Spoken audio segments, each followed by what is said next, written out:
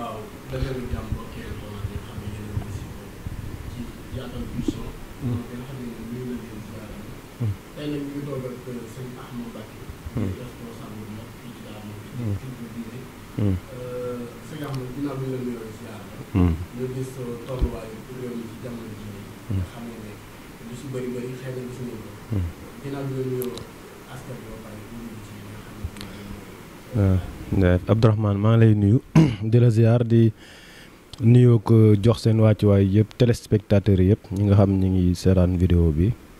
di nuyu waa Daaru Muxti gi yëpp di jaal waa Daaru Muxti gi yëpp sëñ Abdourahmane mi fi bàyyeekoo bu yàggul di ñaan yàlla yokk ay leeram te taas ñu si barkeem loolu jaale nag mbir mi nga xam ni moo xew Daaru Muxti gi yëpp di ko waxtaane mooy convocation Ousmane Sonko. loolu ma am naa ci xalaat sama xalaat tamit musuma koo yàllu naka jekk mos naa koo béral yaakaar naa mars daaw bi may jóge Dakar ñëw fii di ànd ak waa Pastef marche bi fekkoon na boobu maa ngi au sein du pouvoir waaye gëm ni dëgg mooy mujj te tamit réew ci dëgg lañ ko war a teg moo waraloon ma ñëw ànd ak ñoom xeex bi ndax man damaa jàpp ni wax dëgg yàlla damaa jàpp ni dañuy instrumentaliser la justice pour à des fins politiques maanaam dañuy utiliser justice bi pour di tëj ay opposants yooyu noonu te loolu nag baaxul ci démocratie lu mata moytu la ndax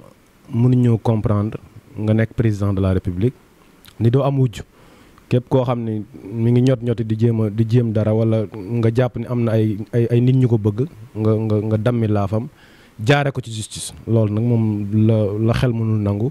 te jàpp naa ne képp la koo xam am nga looy bañ wala réew mi am na lu la ci doxin woo métti na la war nga ko war a métti lu daal moo tax ñun loolu d'accorduñ ci man li ma jàpp en tant que démocrate ku nekk nag yaa moom sa bopp loolu neex mën ngaa xalaat mais man mbirum Ousmane Sonko mi li ma ci jàpp mooy Macky Sall dafay utiliser la justice pour faagagal ay opposants am te loolu sénégalais bu nekk boo xam ne justice ñor na la doxin wu mucc ayib ci réew ñor na la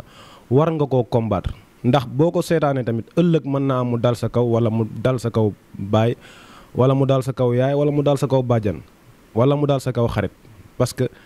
mbir boo koy seetaan bu yàggee amaana ci yow la jëm si kon lépp loo xam ne lu dul yoon la dañoo war a taxaw ni lii du yoon parce que réewum démocratie lañ nekk nag man loolu laa gëm waaw.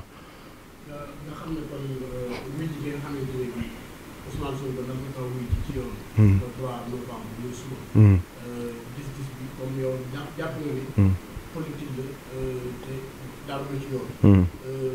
li nga xamante ne bi nag mooy lim jàll Ousmane Sonko mooy tour bi nga xam ne doon na ko def nemee ko tour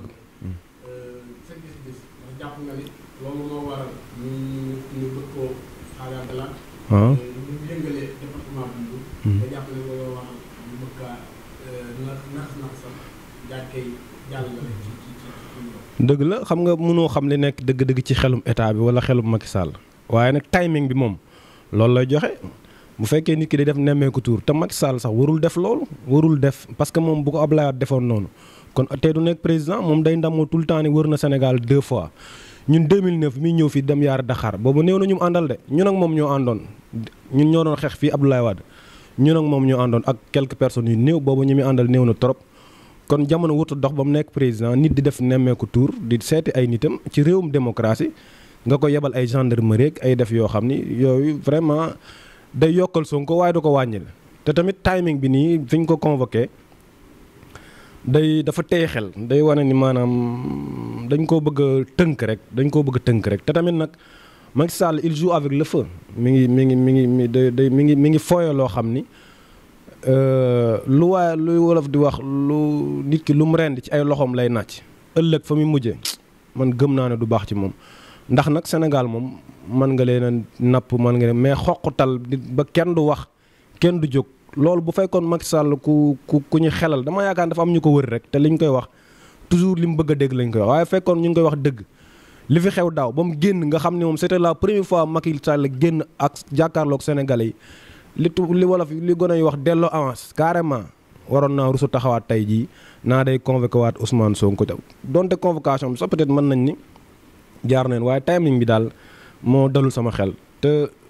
affaire viol comme dañ ko criminaliser maanaam képp kuñ ci tudd rek war nañ koo teg fu leer ndax loo xam ne la bis buñ la ci tuddee da lay topp ba illaayo mi diin topp sa njaboot ëllëg ñu koy waxtaane waat kon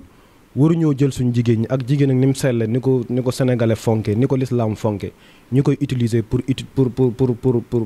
di éliminer ay adversaires wala yu dem dañoo war a loi bi criminaliser viol xawma ndax loolu am na ci wala amu ci dinaa ko gës waaye bu ci amul tamit war nañ cee def nii mënoo jóge fee rek nag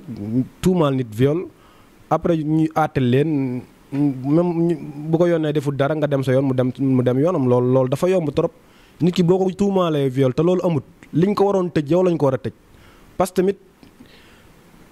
maanaam nit ki deram loolu dafa am solo ëllëg dafa am ak njaboot ñoo xam ni bëggut ëllëg ñu koy waxal di gàkkal deram